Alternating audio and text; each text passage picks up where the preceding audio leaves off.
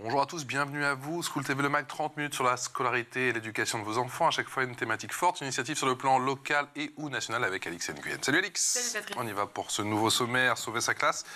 Voir son école à tout prix, les villes et les communes s'emploient face à la baisse démographique. 2000 écoles pourraient fermer d'ici 2028 d'après un rapport. Alors quelles sont les solutions mises en place par les municipalités pour éviter un tel scénario? Élément de réponse dans un instant. Moins de bébés et donc moins d'élèves. Que faire de cette tendance et en profiter pour améliorer le système éducatif, ou plutôt couper dans les dépenses dans une logique austéritaire déjà à l'œuvre? La réponse est peut-être déjà dans la question posée. Il y aura une loupe au programme et la loupe c'est avec Alix. Oui, et bien que ce soit un sujet douloureux pour beaucoup de parents, certains font preuve d'humour pour lutter contre la fermeture d'écoles et j'ai sélectionné pour vous quelques pépites. Quelques pépites. J'ai hâte. On y va.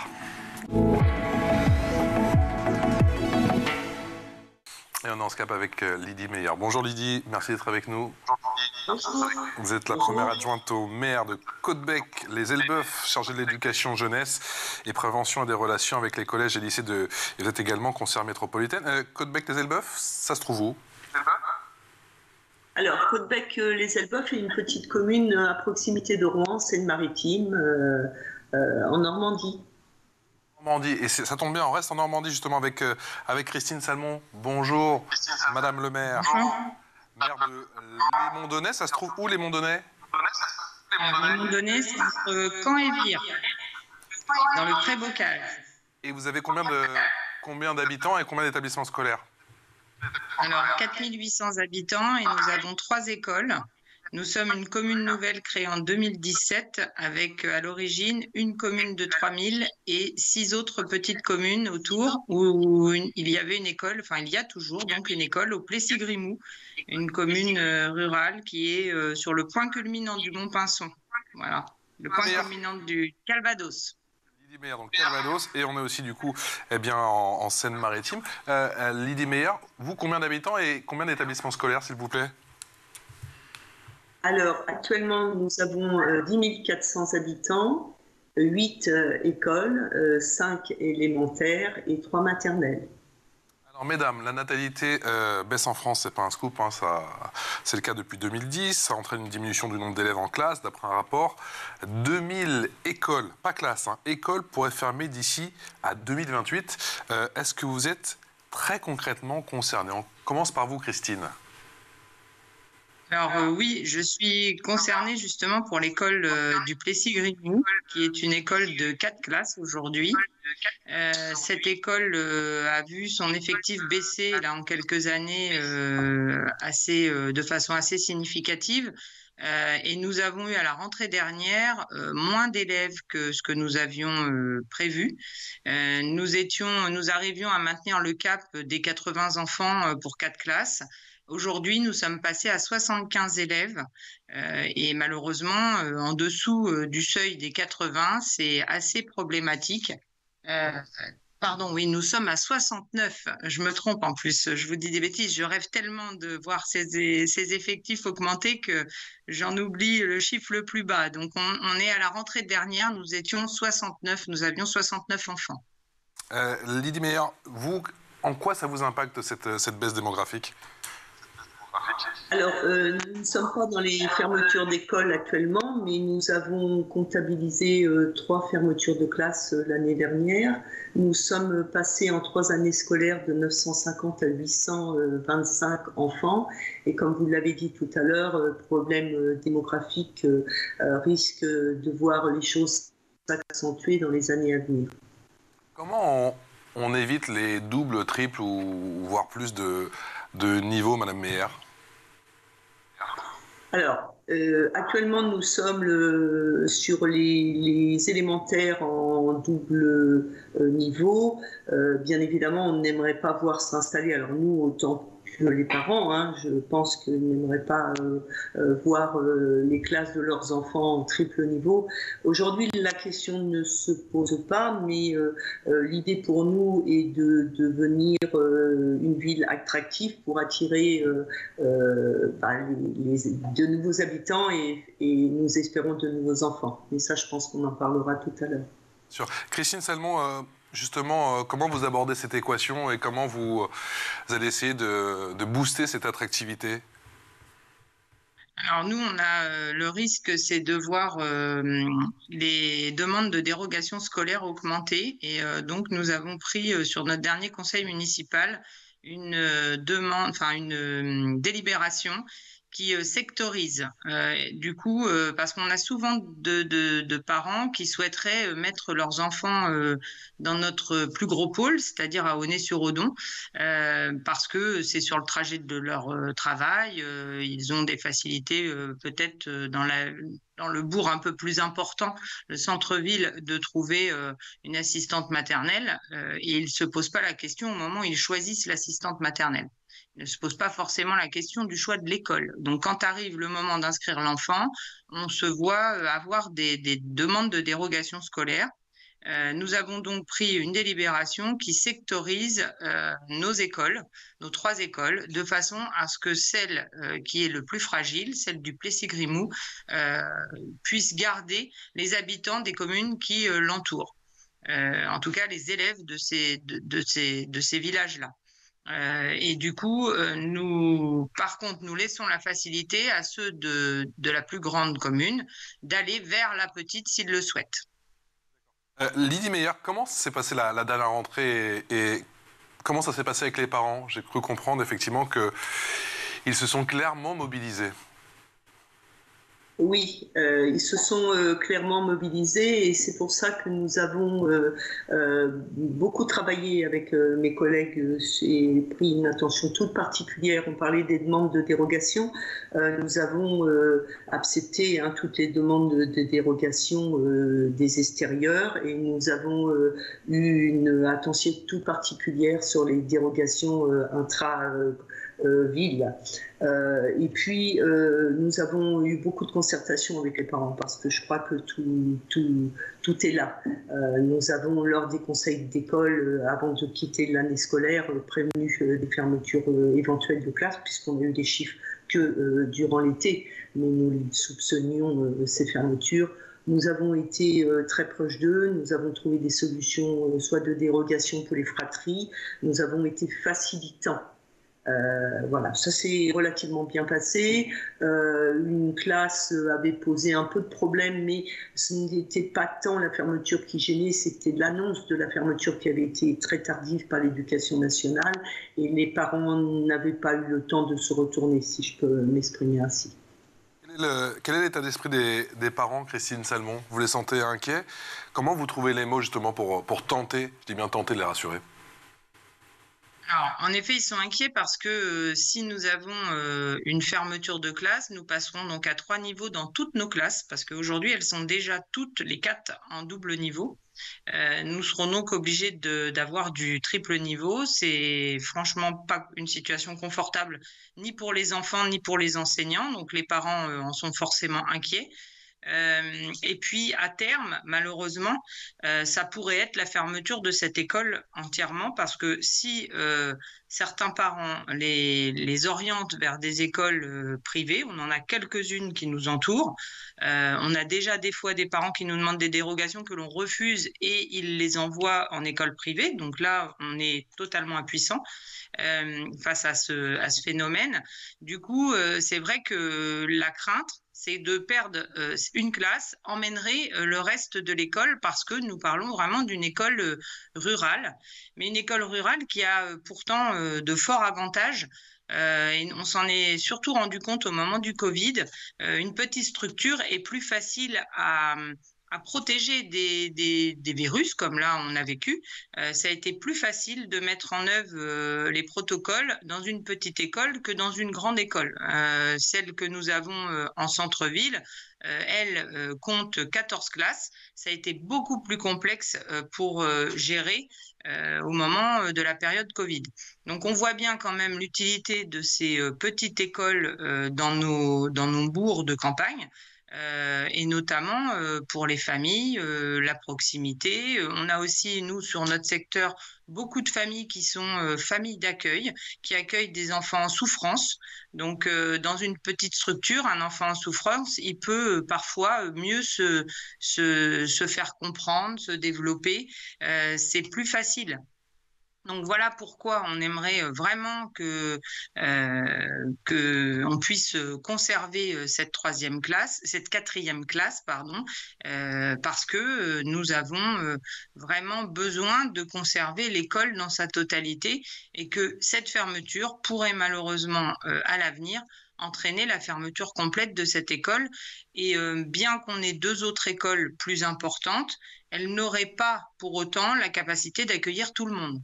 Donc c'est quand même inquiétant et c'est pour ça qu'on est très attentif, en lien direct et fréquent avec l'éducation nationale, avec l'inspection académique. On a de très bons rapports et ils nous ont par le passé vraiment aidé et écouté parce que nous avions cette école du Plessis-Grimou, elle avait l'école maternelle dans un autre village où en 2018 nous avons fermé la seule classe d'école maternelle que nous avons ramenée au Plessis-Grimou. C'est pour ça qu'on a 4 classes dans ce village.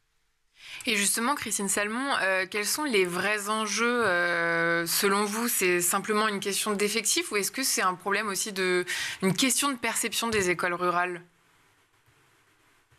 Un petit peu les deux, parce que c'est vrai que les gens qui vivent sur place et qui ont choisi d'y vivre, notamment parce qu'il y avait une école en proximité de leur domicile direct, eux, ils y sont attachés et ils ont vraiment pas envie que leurs enfants se retrouvent dans une école 2-3 fois plus importante.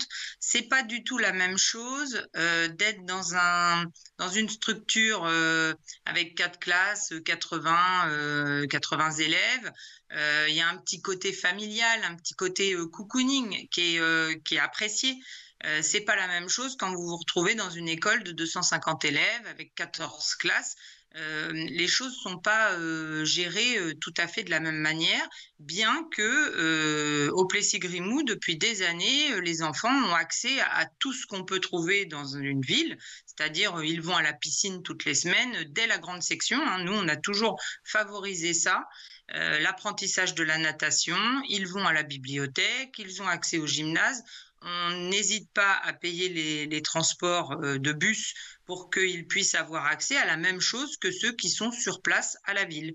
Donc, il y a pas, en termes éducatifs, ils ont vraiment la même offre que dans une plus grosse école et avec une certaine dimension humaine peut-être un peu plus prononcée. Lydie Meyer, 500 000 élèves de moins sont à prévoir dans les 3 prochaines années d'après le rapport que j'évoquais. Alors ça sent véritablement le casse-tête. Quelle stratégie vous mettez en place à votre échelle, à votre niveau pour tenter d'attirer d'autres élèves? Vous avez notamment misé sur une baisse du prix de la restauration, c'est ça? Oui, tout à fait. On a quelque part un peu anticipé. On a vu les chiffres baisser l'année dernière. Nous avons dans nos écoles des élèves venant de communes avoisinantes, des élèves extérieurs, qui avaient un tarif cantine assez élevé. Donc nous sommes passés de 6 à 5 euros, mais nous avons aussi baissé pour eux le périscolaire ainsi que les centres de loisirs. Il faut savoir que je parlais d'attractivité de la commune tout à l'heure. Nous avons gagné cette année, c'est tant mieux, 279 habitants, potentiellement donc des enfants. C'est ces enfants-là que nous devons toucher. bien évidemment. Et nous avons aussi favorisé, je le disais, les dérogations tout à l'heure, mais ce choix de baisse tarifaire des cantines, j'espère qu'elle sera significative parce que vous avez des familles qui travaillent sur Caudebec, mais dont les enfants sont dans une autre école. Ça faciliterait effectivement ces démarches-là et pourraient rester toute la journée dans nos écoles à Caudebec. On comprend qu'encore une fois, il faut anticiper pour essayer de gagner en attractivité. Quels sont les autres leviers que vous avez à votre disposition ? Alors là, aujourd'hui, on est toute une équipe à réfléchir à tout ça. On a parlé effectivement des baisses de cantines, on a parlé des dérogations qu'on simplifie, bien évidemment. On travaille en lien étroit avec les bailleurs pour éviter que des appartements sur Caudebec restent vacants. Il y a eu quelques constructions, alors tout ça dans une démarche la plus logique, c'est d'attirer effectivement des familles à Caudebec pour qu'ils puissent y vivre, pour qu'ils puissent consommer et qui puissent mettre leurs enfants dans les écoles. Mais c'est un souci, cette baisse démographique. J'entendais 35 000 élèves en moins depuis 2017, c'est beaucoup. Vous l'aviez aussi rappelé, ça va pas aller en s'arrangeant. Donc, il faudra que nous soyons le plus attractifs possible pour que tous ces enfants puissent venir s'inscrire chez nous. Et vous, Christine Salmon, vous prenez des mesures pour plus d'attractivité ? Alors, notre prix de cantine, nous, il n'est pas élevé. On fait aussi en sorte de le maintenir. Nous ne l'avons pas baissé, mais en tout cas, on est dans une fourchette. On est à 4,60 € le repas. Donc c'est un prix qui est tout à fait attractif, parce que si on fait un coût de ce que il coûte réellement, un coût de repas pour un enfant, c'est plutôt aux alentours des presque 10 €, enfin 9 € quelque chose. La commune prend donc à sa charge le reste. Les garderies, c'est pareil. On a élargi aussi un petit peu le temps de possibilité de garderie. Elles sont ouvertes tôt le matin, plus tard le soir, de façon à avoir une amplitude plus large et un coût qui est tout à fait raisonnable. Nous maintenons aussi, nous faisons sur l'école la plus importante de l'aide aux devoirs. Voilà, tout est mis en œuvre pour faciliter et permettre aux familles le plus possible de nous confier leurs enfants avec toute la sérénité qu'ils ont besoin pour aller travailler. Vous parlez, Christine Salmon, des enfants en moins dans les années à venir, mais ça va aller de pair avec une baisse des effectifs concernant aussi les enseignants. Ça aussi, c'est une préoccupation ? Bah oui, nous, alors on a la chance sur justement notre école du Plessis-Grimou et c'est là où on voit que le côté humain est important. On a la chance d'avoir des enseignants qui sont là depuis plusieurs années, qui sont attachés à cette école. Donc, c'est aussi quelque chose de plutôt rare, je pense, aujourd'hui, parce que ils n'hésitent pas à changer s'ils se sentent pas bien. Donc, ça prouve que cette école fonctionne bien et qu'elle est attrayante même pour un enseignant. On est toujours à l'écoute quand ils ont besoin de travaux.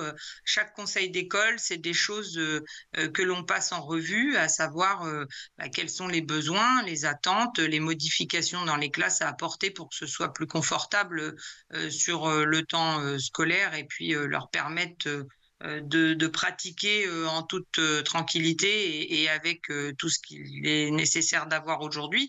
Ils ont dans chaque classe, même dans notre école de campagne, des tableaux numériques. Ils ont une mallette avec des tablettes pour pouvoir travailler en informatique avec les enfants. Donc, ils ont vraiment tout ce qu'il faut et c'est aussi tout ça, d'être à leur écoute, c'est ce qui fait qu'ils ont envie aussi de rester avec nous et d'être à nos côtés pour sauver cette classe qui, en effet, a un risque de fermeture à la rentrée prochaine, bien que la rentrée prochaine, pour l'instant, notre prévision est à la hausse, mais dans une hausse qui, malheureusement, n'atteint pas les 80 élèves, j'ai envie de dire, le taquet, pour le pallier, pour pas risquer de perdre une classe. Donc voilà, on met tout en œuvre et on montre. Excusez-moi, Christine Salmon, mais C'est vrai que c'est terrible d'entendre ce chiffre de 80 parce qu'on se dit que... Alors c'est quoi, c'est 69 en ce moment? 69 élèves? En ce moment, c'est 69 et notre prévision, c'est 75 pour la rentrée prochaine.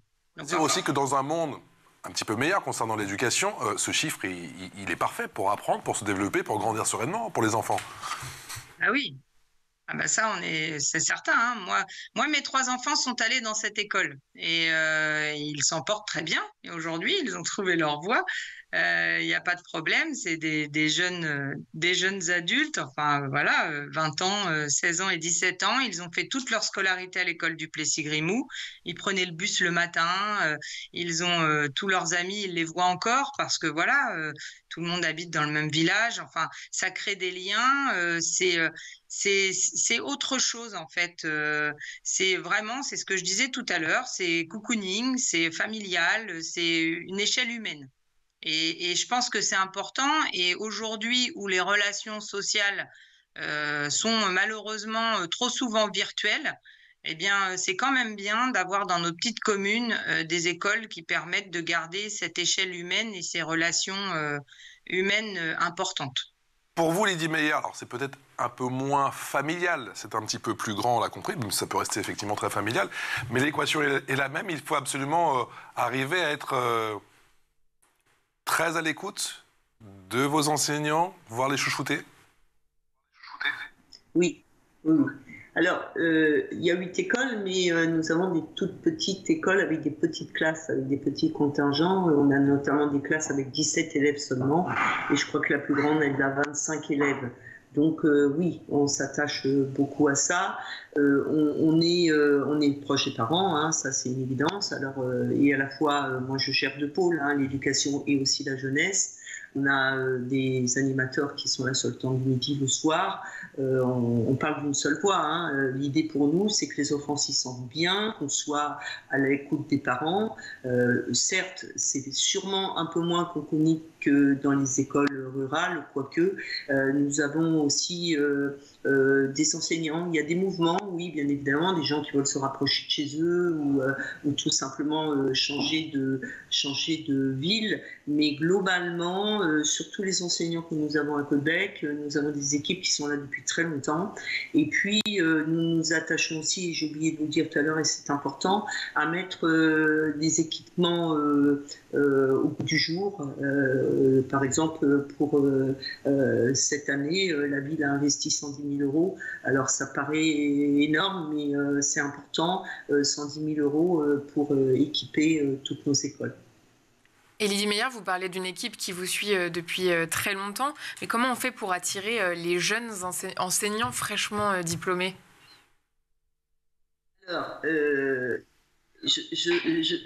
devrais poser la question à l'inspectrice de l'éducation nationale, mais quand on tourne un petit peu dans les écoles, d'abord on voit que c'est des gens qui habitent à proximité de Caudebec même, ou un peu plus loin. C'est souvent les jeunes recrues, si je peux me permettre ce terme, qui viennent d'assez loin, soit sur un premier poste, mais c'est souvent à leur demande, hein. Si j'ai bien compris ce que me disait l'inspectrice, c'est souvent à leur demande. Lydie Meyer, Christine Salmon, vous restez bien évidemment avec nous. C'est l'heure de la loupe, c'est avec Alix. Alix, face à ces décisions douloureuses pour les villages et quartiers, certaines communautés rivalisent d'imagination pour se faire entendre. Et eh bien, tu nous as déniché quelques initiatives pour le moment original. Et oui, et pour cette première étape de notre tour d'horizon, j'ai choisi Bernwiller, à Merzwiller, dans le Haut-Rhin, où des parents ont posté une annonce surprenante sur le Bon Coin. Sur le Bon Coin. Recherche super-héros pour sauver une classe.